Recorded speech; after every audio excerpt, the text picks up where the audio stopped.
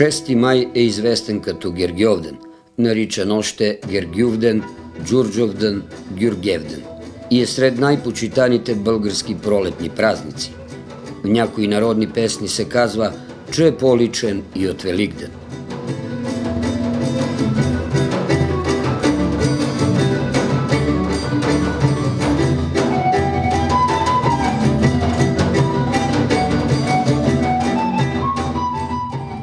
На този ден православната църква чества великомъченик Свети Георги Победоносец. Той е патрон на българската войска. Ето защо 6 май е познат като Ден на храбростта и българската армия. Покровител е на овчарите, нивите, стадата и растителността. Отбелязването на Гергьовден е свързано с много и разнообразни обреди и обичаи, а ние ще ви покажем някои от тях.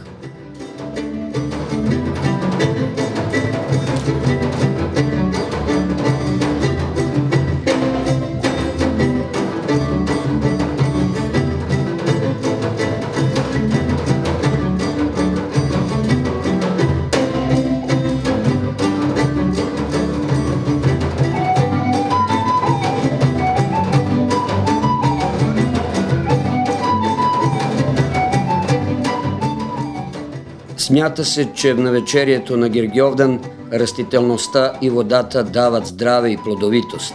Затова има обичай рано сутрин всички да се търкалят по росните ливади, да се къпят в реки и извори. За да растат косите на момите, дълги и здрави, ги мият с дъждовна вода, събрана на Гергьовден.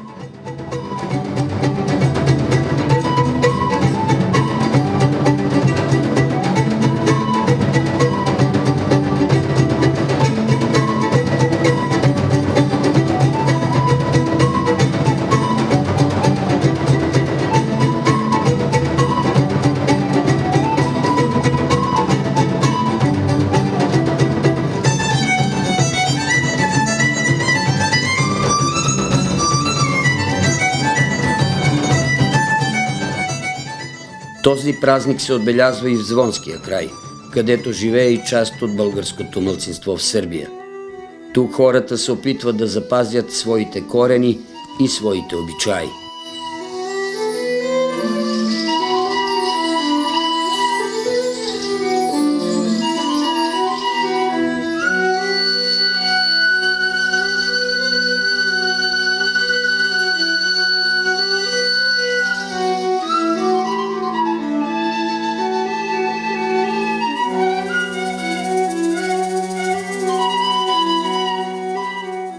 С Гергьовден започва лятната паша. Рано сутринта се прави обредно извеждане на стадата на първа зелена паша, като животните се подкарват с зелена пръчка. Овчарите издояват обредно първото мляко в котле, украсено с билки и цветя, вързани с червен конец, които да предпазят овцете от уроки. Издояването се прави през сребърна невестинска гривна или гергьовско кравайче. Първото издоено мляко по традиция се раздава на роднини.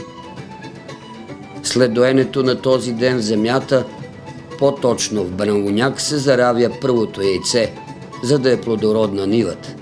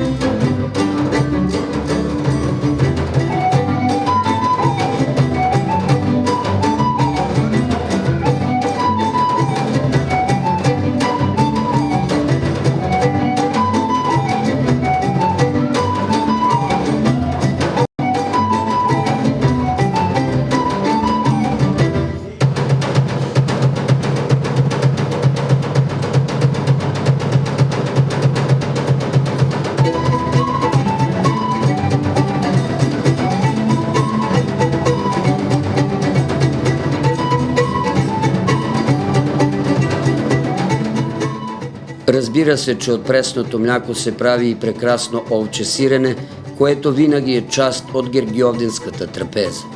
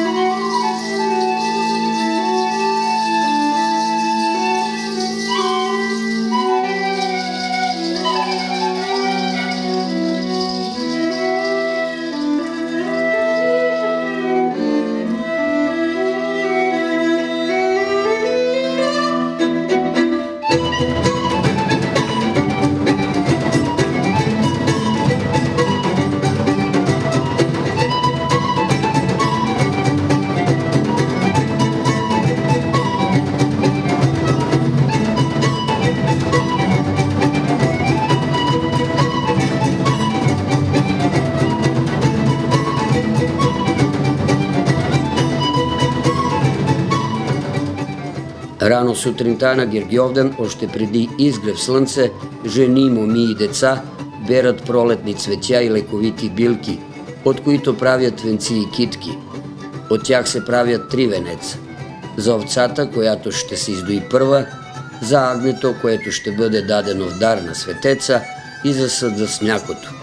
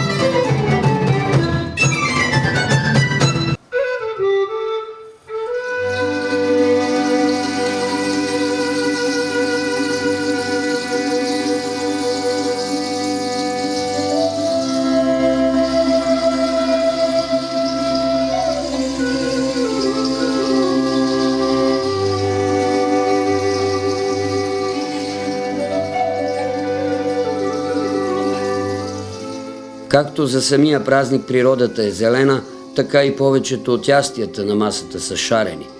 Зелената баница приготвят жените от този край по стара и традиционална рецепта.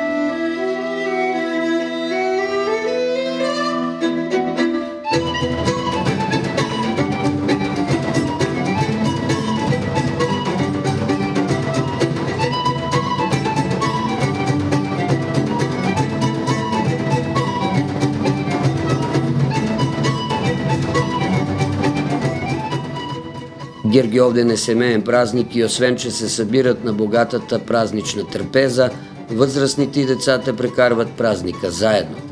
И както става, децата от възрастните научават нови неща. Как се правят върбови дудуци и тояги.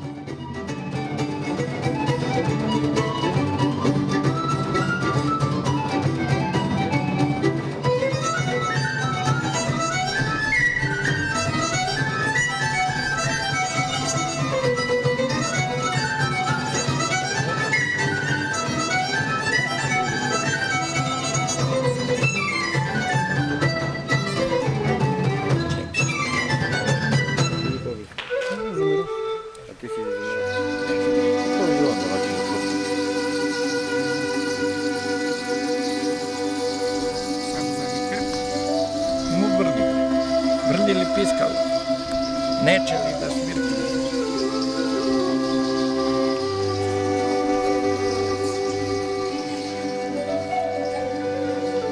Ето Малко sam ga ja provali. Куде?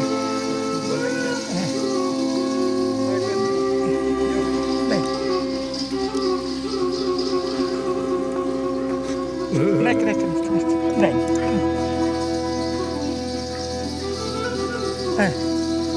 Чекай sad, stavimo ovo.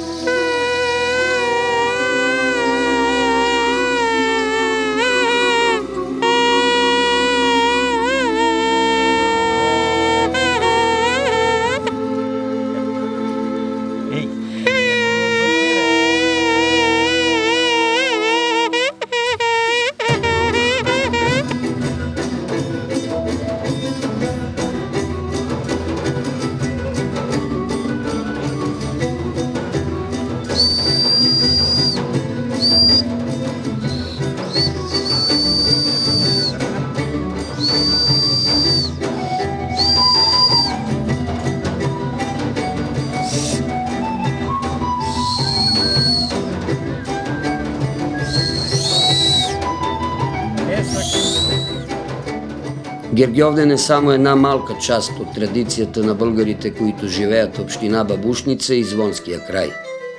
Тези хора тачат миналето си и опитват се да запазят традицијата и българскиот дух, за да ја запазят за бъдещите поколенија.